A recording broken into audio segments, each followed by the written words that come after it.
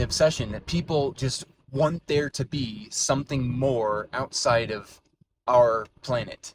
Our culture, especially in America, I actually can't speak on other areas of the world, but it feels like that, especially with our videos and video games and movies, there's a concentrated aspect to aliens and monsters and creatures that do not appear or do not exist in the real world.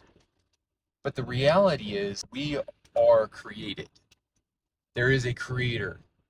Whether you believe that there's not, and that we come from nothing, that it literally took on a molecular structure for one molecule and one molecule to come together and then replicate over a really, really long time to create us.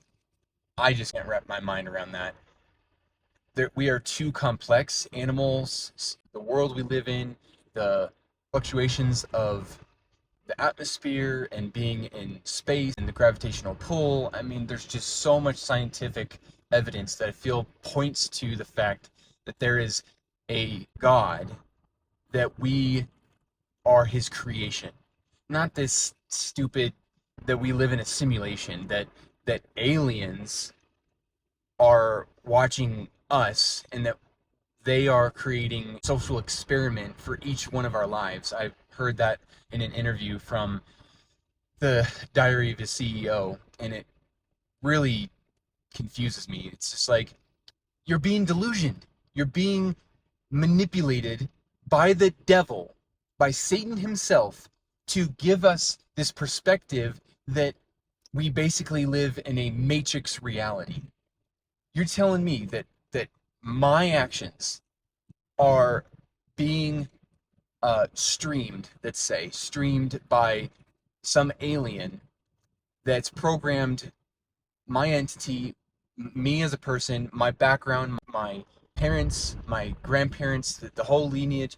No, I can't even wrap my mind of somebody being able to justify that I'm a program from an other intelligent being, but you don't want to find that intelligent being a singular creator that is outside of time and created us in his image.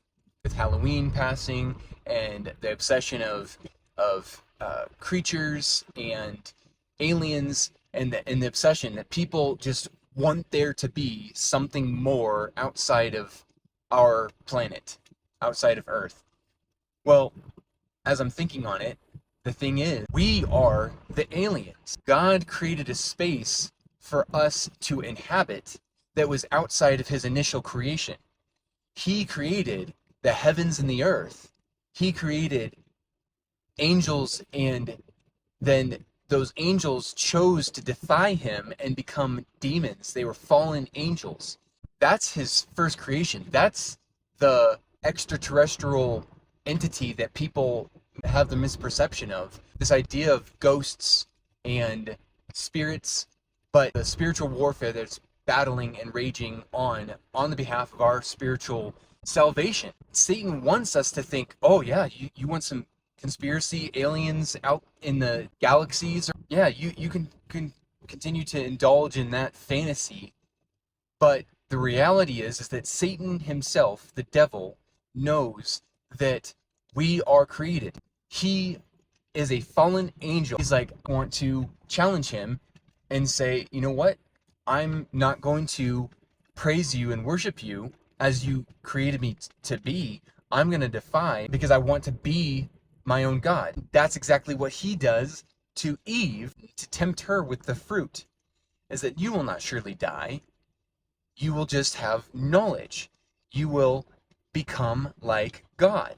That's the temptation for all of us in our lives. That's the human struggle in life. The temptation, the pursuit to be our own God rather than trusting in the one true God, the God of Abraham, Isaac, and Jacob, the God that created the heavens and the earth, the God that created the stars. He created laminin that is a protein that is in the shape of a cross when you stretch it out. And that protein is what holds your skin to your body. You can't convince me that there isn't a intelligent designer. I just encourage you to take a step back and look at the evidence. Does it seem more plausible that we came from space goo, that we came from cosmic dust, and we were just formed from nothing? The explanation to me is that nothing was spoken into in existence in an instant. Scientists call it the Big Bang. I'm a creationist, and that it was instant, that God created everything, the heavens and the earth, in a moment by his spoken word. As always, God loves you, I love you, God bless, and have a great day.